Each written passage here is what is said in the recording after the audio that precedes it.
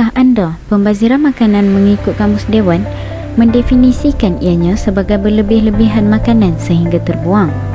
Bagi sesetengah individu, pembaziran makanan bukanlah sesuatu hal yang besar. Namun tahukah anda bahawa terdapat segolongan majoriti besar masyarakat yang hidup serba kekurangan sehingga akan terpaksa membuat jadual makanan? Menurut statistik, sebanyak 16,650 tan sisa makanan dibuang setiap hari. Isi rumah dan keluarga adalah penyumbang terbesar kepada keseluruhan 16,650 tan pembuangan sisa makanan di negara ini. Pusat Kajian Sains dan Alam Sekitar Institut Kefahaman Islam Malaysia, keluarga menghasilkan sisa makanan paling tinggi iaitu 38%, berbanding pasar basah 24%, restoran 23% dan hotel 7%. Secara purata, sebuah keluarga yang terdiri daripada 4 membazirkan hampir 1 kilogram makanan setiap hari. Dan ianya akan meningkat ketika musim perayaan dan bulan puasa. Lebih 3,000 metrik tan merupakan makanan yang masih boleh dimakan. Kempen ini dijalankan adalah bagi menyedarkan orang ramai betapa penting dan seriusnya hal pembaziran makanan yang berlaku di negara kita. Antara punca-punca berlakunya pembaziran makanan ialah terdapatnya majlis kenduri kendara.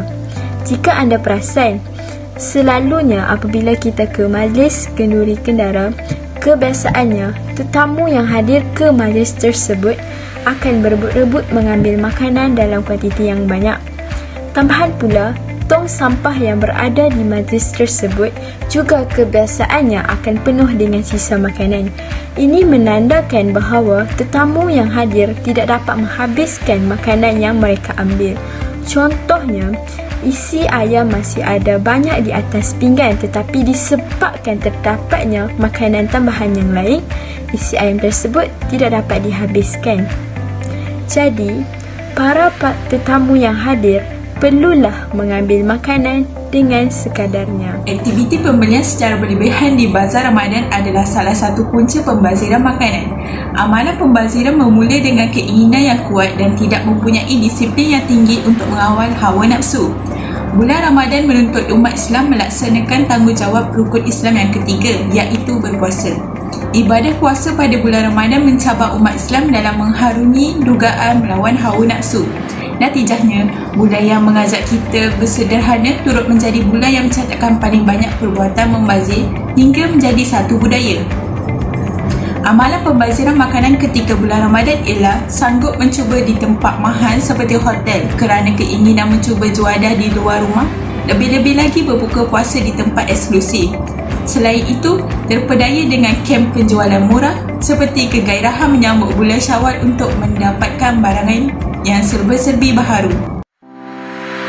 Di sini saya nyatakan antara kesan-kesan pembaziran makanan di Malaysia adalah bukan sahaja melibatkan isu pembaziran perbelanjaan harian individu dan isi rumah, malah juga melibatkan kos kepada negara.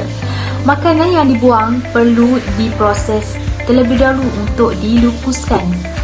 Pada masa ini, sedia ada wujud sebanyak lebih 300 tapak pelupusan sisa pepejat di Malaysia.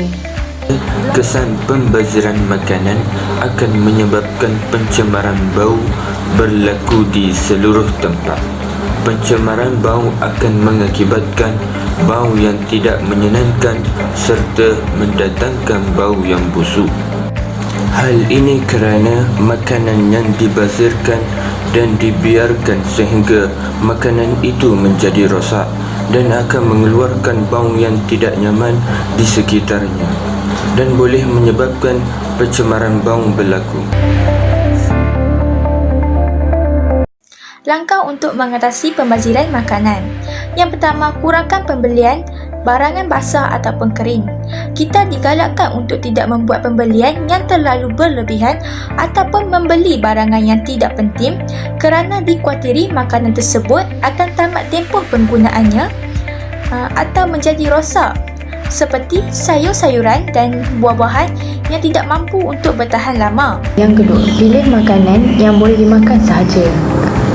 Maksudnya, jikalau anda mengalami alahan kepada makanan laut, contohnya anda haruslah memesan makanan yang tidak mengandungi bahan makanan tersebut. Anda perlu mengambil tahu kandungan makanan tersebut sebelum memesan untuk memastikan anda tidak membazir makanan apabila anda berada di kedai makan atau ingin memesan secara atas talian.